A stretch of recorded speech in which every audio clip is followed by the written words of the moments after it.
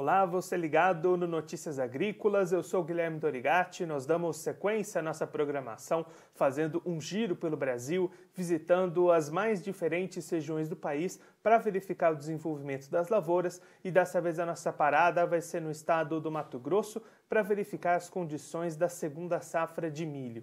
Quem vai conversar com a gente sobre esse assunto é o Daniel Latorraca, ele que é superintendente do IMEA, já está aqui conosco por vídeo, então seja muito bem-vindo, Daniel, é um prazer tê-lo aqui mais uma vez no Notícias Agrícolas. Bom dia, Guilherme, a todos os amigos do Notícias Agrícola. O prazer é meu aí de participar com vocês e levar um pouco das informações e da situação da safra aqui em Mato Grosso. Daniel, vamos começar falando do avanço dos trabalhos aí no estado. O último boletim do IMEA, divulgado ontem, trouxe o início de trabalhos de colheita. Quando é que essa colheita deve avançar e quando que a gente deve ter uma boa parte aí do estado sendo colhida? A gente começou os levantamentos de colheita na semana passada, alguns reportes que já estavam correndo dentro do Mato Grosso. As áreas, então, que foram plantadas lá em janeiro, né, já começam a ser colhidas, né? Parte delas estão em pivô, então uma boa produtividade saindo dali também. Então, a gente, como é natural, né, aqui do Mato Grosso, começou aí, então, a colheita do milho a partir da segunda quinzena de maio. Obviamente que o número é bem menor do que o ano passado, e isso já era esperado, porque a gente também atrasou um pouco mais, né, o início da semeadura do milho por conta do atraso que já tinha ocorrido na semeadura da soja e a consequente colheita um pouco mais tardia quando eu comparo com o ano passado. Então, vamos dizer assim, que a consolidação desse processo de colheita aqui no milho, ele vai retardar aí uma semana e meia, 2 semanas em relação ao que foi o ano passado, por conta do que aconteceu no plantio da soja, e lá em julho, mais ou menos, isso deve se regularizar, porque aí a gente começa a colher mesmo os grandes volumes de milho e, vamos dizer assim, as expectativas de produtividade vão se consolidando também a partir do momento que eu vou colhendo a área. Por enquanto, como eu falei, né, as produtividades que foram reportadas dessas áreas estão bem boas, e agora é aguardar um pouco mais um volume um pouco mais expressivo de área para começar e consolidando e validando as produtividades e as estimativas que a gente fez no início da temporada. E aí, Daniel, a gente acompanhou, né, no estado algumas regiões com problemas, com falta de chuvas, não tanto quanto em outras regiões do país, mas relatando essa dificuldade com estiagem. O que a gente pode esperar da produtividade para essa safra, até em comparação com a safra do ano passado? Nós temos um número que foi atualizado no mês passado, né, de 104, quase 105 sacos. Isso está representando, então, uma queda de 6 sacos em relação à produtividade do ano passado, que atingiu 110 sacos aqui no estado.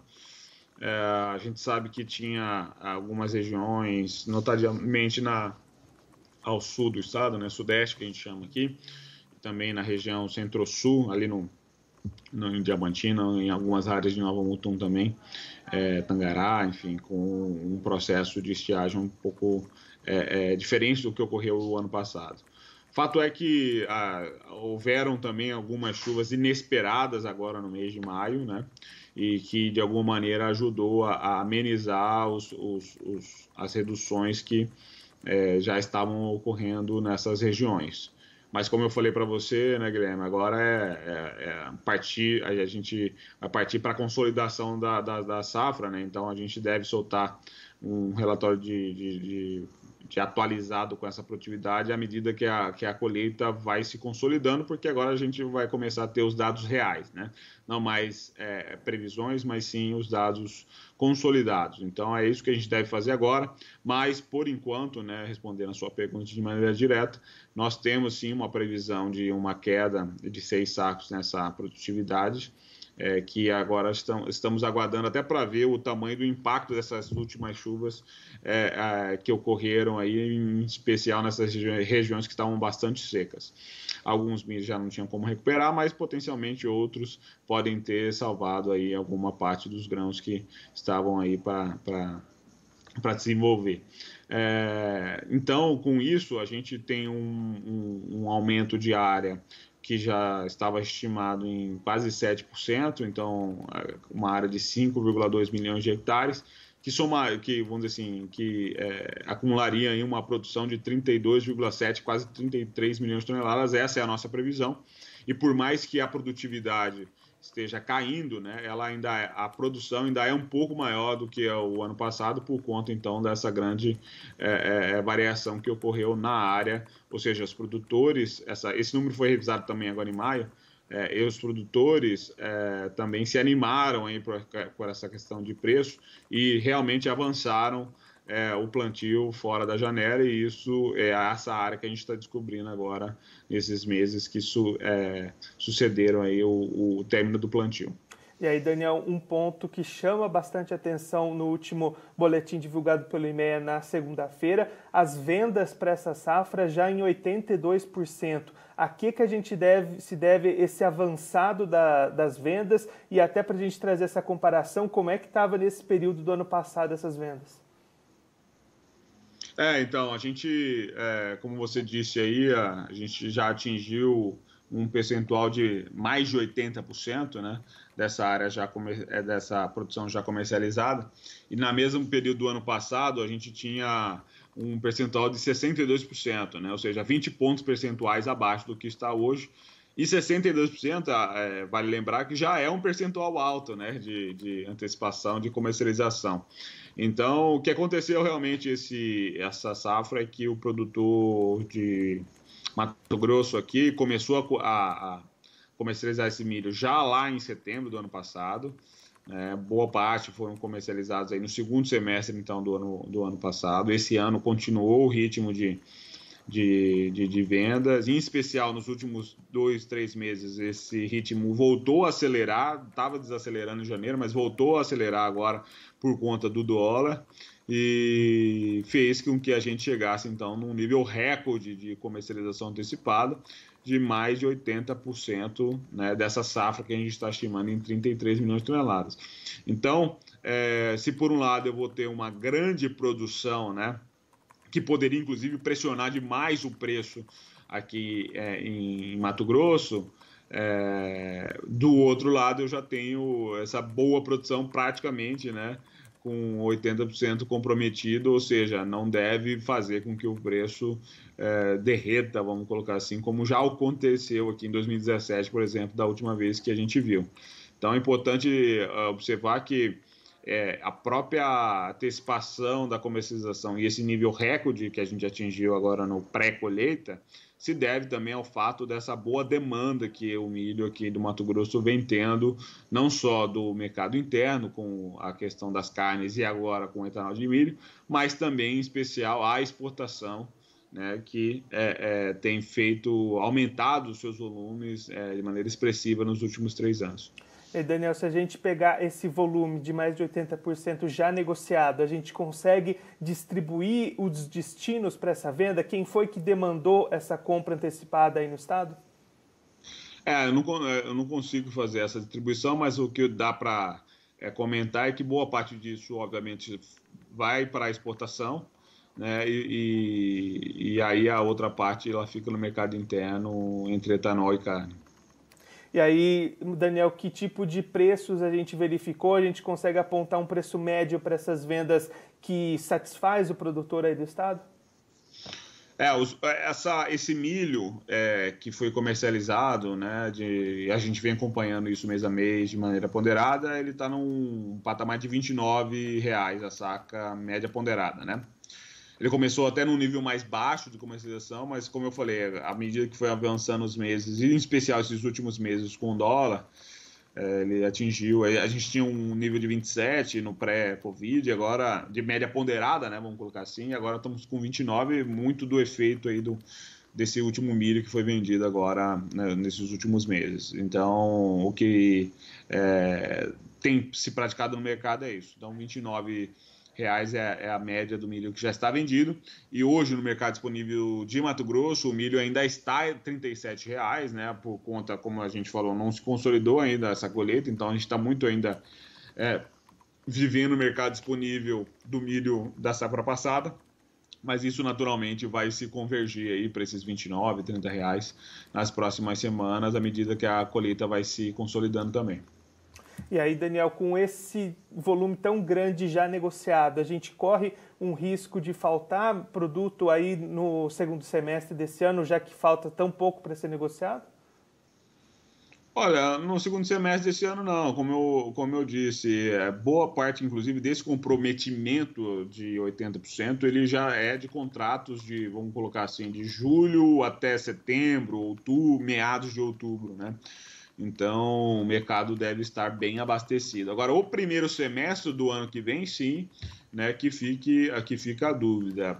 Basicamente assim, Guilherme, tem algumas respostas que precisam ainda ser respondidas para a gente dizer que pode ter uma escassez de milho aí no primeiro semestre do ano que vem. A primeira delas é qual é realmente a produção brasileira, né? Porque hoje a gente tem um número de 102 milhões de toneladas pela Conab, mas, por exemplo, os amigos lá do Paraná já dizem que eles não vão colher mais 16, 15 milhões de toneladas. Então, quanto é essa produção? Isso é muito relevante porque, o Mato Grosso do Sul é a mesma coisa, né? Por conta das secas mais severas que ocorreram nesses dois estados e que são relevantes para o segundo safra de milho. Por quê? Porque eu vejo que Mato Grosso, né, tem 20% ainda para ser comercializado. E, historicamente, nos últimos 3 anos, nós não temos vendido os bons volumes para o mercado interno, não. Tá? É brasileiro, tá? Não mato-grossense. Então, o que eu acho que vai acontecer é que realmente Mato Grosso talvez vai ter que cobrir parte dessa ou totalmente essa queda que ocorrerá na produção de Mato Grosso do Sul e do Paraná, mas a gente precisa saber o tamanho disso, porque se isso não for muito grande, né, eu não vejo um cenário de escassez, eu vejo sim um cenário de um preço sustentado, né? Essa é uma questão já dada, né? Então o preço não deve cair, né, do que já está sendo praticado hoje aí no mercado, principalmente desse milho já travado para os próximos meses, tá? Então eu não vejo um cenário de mercado de preços menores do que a gente já está vendo aí de 29, 28, 27 em Mato Grosso. Agora, se vai faltar milho, né? Isso vai depender muito do cenário aqui interno. Até porque a gente tem uma boa exportação já feita, mas é importante dizer que a safra americana está chegando, né? E eles estão com estoque de milhos mais elevados do que esperavam para esse ano. Então, assim, o mercado internacional para a gente continua bom, mas eu não sei se para o primeiro semestre do ano que vem vai continuar do jeito que está. Esperamos que sim. Mas que não, se não continuar, potencialmente esse milho vai ser convertido para o mercado interno e a gente não teria um problema. Agora, obviamente que o preço ele não deve ceder tanto como deveria, cederia se a gente tivesse um cenário mais equilibrado de oferta e demanda no Brasil. Realmente há uma procura maior do que uma oferta. Esse primeiro semestre brasileiro deixou muito claro isso para a gente, mas a gente vai colher uma boa safra aqui em Mato Grosso, em Goiás e no Mapito também.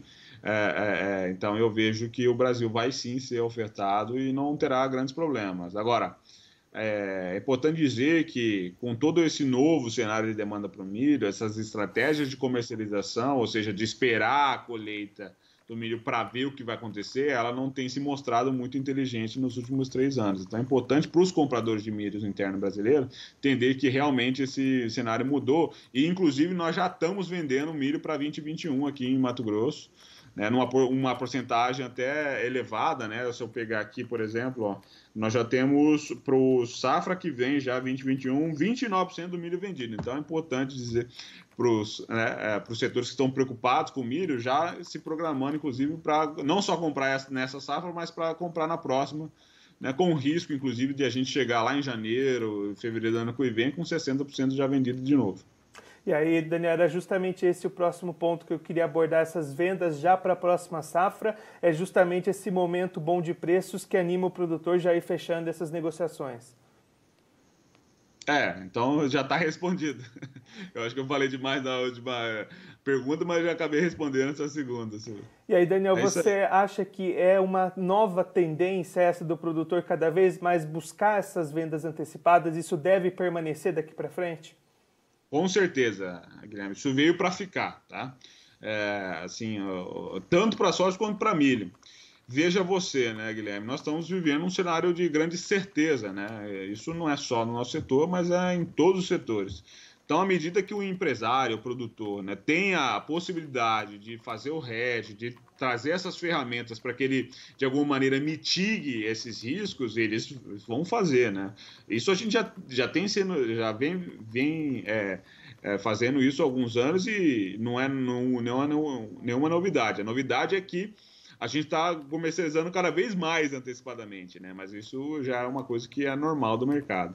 Mas para milho, né, que era uma coisa, vamos dizer assim, que a gente tinha uma demanda mais incerta do que na soja, aqui no caso do nosso estado de Mato Grosso, isso já não vale mais. Nós já temos uma demanda cativa, né? Nós conquistamos grandes mercados mundiais, né, que não compravam milho da gente e agora fazem grandes volumes, que é o caso do Japão, que é o caso da Tailândia, enfim, e outros mais que estão vindo aqui para consumir, o próprio Oriente Médio também, alguns países vêm. O próprio Irã, né, que é um dos grandes nossos destinos do milho, tanto do Mato Grosso quanto do Brasil. Então, assim, nós já conquistamos os mercados internacionais, nós temos uma previsão de aumentar, por exemplo, as capacidades de etanol, da produção de etanol de milho aqui no estado. Então, mudou completamente essa estrutura de demanda aqui do milho. E como é que o produtor está respondendo a esses movimentos, né? Tanto do mercado internacional quanto do mercado de etanol de milho, que são dois movimentos para Mato Grosso recentes, né? Vamos colocar assim, de 5 anos para cá. Está respondendo de duas formas. Eles estão conseguindo fazer o que eles faziam na soja, né, que é comercializar de maneira antecipada, até porque esse mercado de milho não era líquido no mercado interno para comercialização antecipada, agora está se tornando principalmente pela indústria de etanol. E a segunda coisa é o aumento de área, né? Então, eu destaquei aqui um número que é expressivo, né? O que cresceu no Brasil, né? 6%, né, do ano passado para cá, né? Então, realmente foi um aumento bastante expressivo de área de segunda safra que a gente está colocando aqui. E o produtor, além da área, está investindo mais tecnologia porque ele quer produzir mais também por hectare nesse milho, já que essa produção agora começa a remunerá-lo de maneira diferenciada.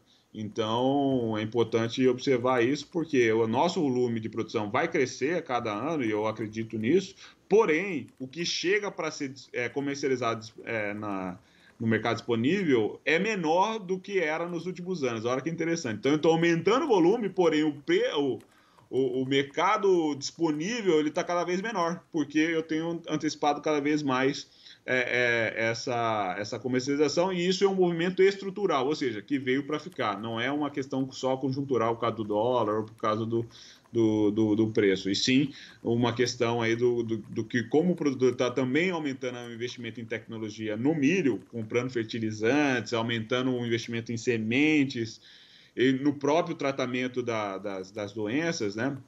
Isso veio para ficar e é importante ficar de olho nesse novo cenário. Daniel, muito obrigado pela sua participação, por ajudar a gente a entender melhor todo esse cenário para o milho aí no estado. Se você quiser deixar um recado ou uma mensagem final para aquele produtor que acompanha a gente, pode ficar à vontade. A mensagem final, né, é que é importante, como eu falei, nós estamos vivendo num cenário bastante incerto, um dólar muito alto, né, e alguns produtores já travando os custos para a safra que vem, tanto de soja quanto de milho, segunda safra, como eu falei, né, duas produções que já estão bem vendidas e também já estão começando a ser bem compradas, vamos colocar assim, comprando os insumos. Ficar de olho e tomar cuidado com o descasamento da moeda, né, olhar bastante as oportunidades, as movimentações conjunturais que devem acontecer agora. Então, o dólar caindo agora, né? Então, vamos ficar de olho nessas movimentações cambiais para a gente não ter surpresa nessa gestão de risco da comercialização, que possa haver tanto para a soja o ano que vem quanto para milho. Então, essa seria a mensagem final. O mercado, como eu falei, tá mudando bastante a sua estrutura, o produtor comercializando cada vez mais antecipadamente, e isso com certeza tem a ver também com as estratégias de proteção de renda que o produtor cada vez mais adota para se manter vivo aí nessas duas produções que são importantes para eles e para o Brasil também. Daniel, mais uma vez, muito obrigado. A gente já deixa aqui o convite para você voltar mais vezes, a gente seguir acompanhando o desenvolvimento das safras aí no Mato Grosso. Muito obrigado. Abraço, eu que agradeço. Esse, o Daniel Latorraca Ferreira, ele que é superintendente do IMEA, conversou com a gente para traçar um panorama da segunda safra de milho lá no estado do Mato Grosso. Segundo o Daniel, os trabalhos de colheita começaram na última semana, principalmente ainda em áreas de pivô, que foram plantadas já no mês de janeiro, e aí a expectativa de que o mês de junho consiga avançar esses trabalhos de colheita para uma área que aumentou cerca de 6% nessa safra lá no estado. Com isso, apesar da expectativa de uma queda de cerca de 6 sacas por hectare na média de produtividade do Mato Grosso, o IMEA estima um aumento na produção com relação à safra passada, justamente em função dessa ampliação da área cultivada. Outro número que chama bastante atenção para essa safrinha 2020 é a venda antecipada. A gente inicia os trabalhos de colheita com mais de 80% dessa produção já vendida, com preços médios de R$ 29,00, segundo o levantamento do IMEA, preços remuneradores por parte do produtor, que já começou a vender essa safra antecipada lá no mês de setembro de 2019, conforme destacou o Daniel Latorraca. Com isso, o produtor já se garante na sua renda, uma renda boa, com bons preços, e esses 20% restantes vão ser negociados daqui para frente, com o Daniel destacando que se a gente vai ou não ter uma falta de milho, principalmente no primeiro semestre de 2021, vai depender do tamanho da safra brasileira de milho, o tamanho das perdas que a gente vai ter nas regiões produtoras, como por exemplo o Paraná e também o Mato Grosso do Sul. O Daniel também destacando que cerca de 29% da próxima safra de milho já foi negociada, com produtores aproveitando também esses bons momentos de preços, o que, segundo a análise do Daniel, é um movimento que veio para ficar. Cada vez mais o produtor de milho fazendo as mesmas estratégias que ele faz com a soja, vendendo esse milho antecipado e deixando menos produto disponível para o mercado físico, para o mercado disponível. Essa, segundo o Daniel, superintendente do IMEA, é uma tendência que cada vez mais vai se comprovar. O produtor de milho vendendo cada vez mais cedo, investindo cada vez mais tecnologia e aumentando a sua área para produzir mais do cereal aqui no Brasil. Bom, eu fico por aqui, mas a nossa programação continua, então fique ligado no Notícias Agrícolas.